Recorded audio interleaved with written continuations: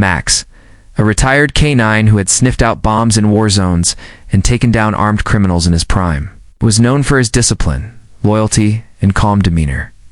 So when he suddenly began growling, whining, and biting the wooden frame of 10-year-old Noah's bed one night, refusing to move or calm down, everyone in the family thought the dog was losing his mind.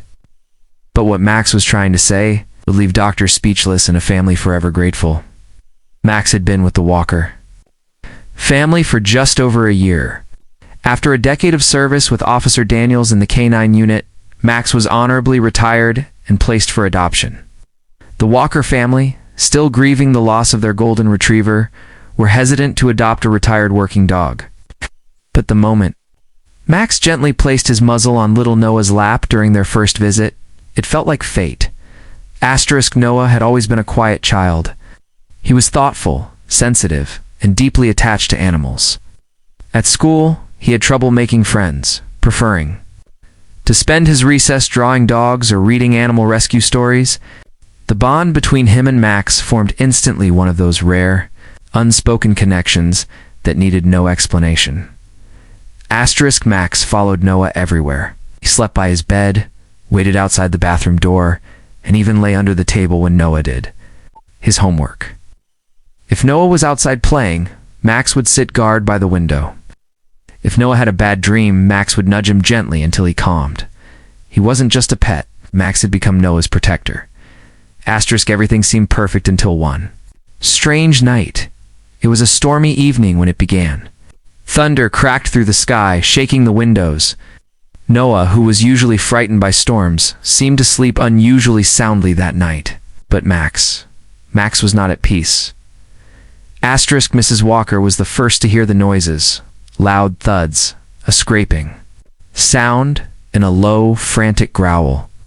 She ran upstairs to find Max pacing in circles, then leaping toward Noah's bed, biting the wooden frame as if trying to tear it apart. His teeth gnashed into the wood, his paws dug into the mattress, and his eyes never left Noah's chest. No, Max, stop it, she cried out, frightened and confused. Mr. Walker came rushing in, trying to pull Max away. But Max growled a deep, defensive growl they had never heard before, and refused to budge. Then. Suddenly Max stopped. He climbed onto the bed, curled up next to Noah, and began whining softly. That's when the Walkers realized something was terribly wrong. Noah wouldn't wake up. They shook him, called his name, splashed water on his face. His breathing was shallow, his skin pale and cold. They rushed him to the hospital, Max. Barking wildly as they loaded the car, he refused to stay behind and jumped into the back seat beside Noah, his head resting on the boy's chest the whole way. At the hospital. Doctors took one look at Noah and rushed him into the ER tests. Began immediately. The Walkers waited in silence, Max lying motionless by the ER doors, eyes locked on the entrance. Hours passed. Finally, a doctor approached, her face pale with shock and awe. You said. The dog was biting the bed. Where Noah was sleeping? She asked. Mrs. Walker nodded, confused and anxious. Yes. Why? The doctor took a deep breath. If he hadn't, your son wouldn't be alive right now. The shocking discovery. Noah had developed a rare aggressive form of carbon monoxide poisoning caused by a faulty heating pipe under the floor right beneath his bed. The levels had built up just under the mattress, concentrating the gas. Because the rest of the house had no signs and the carbon monoxide detector had failed, there were no warnings. Max, with his training and hypersensitive nose, had detected the gas and realized Noah was in danger. He'd tried everything he could, biting the frame, trying to drag him out, barking, whining, to wake his family. His loyalty and instincts had saved Noah's life. The doctor said, just another hour, and Noah wouldn't have made it. After days in the hospital, Noah recovered fully. The family replaced their entire heating system, installed new detectors, and became vocal advocates for carbon monoxide awareness. But something even more incredible happened after the incident. Asterisk Max never left Noah's side again, not even for a moment. He became more protective, more gentle. And Noah, who once struggled to find his voice, began speaking about his experience at school events, pet adoption drives, and community meetings.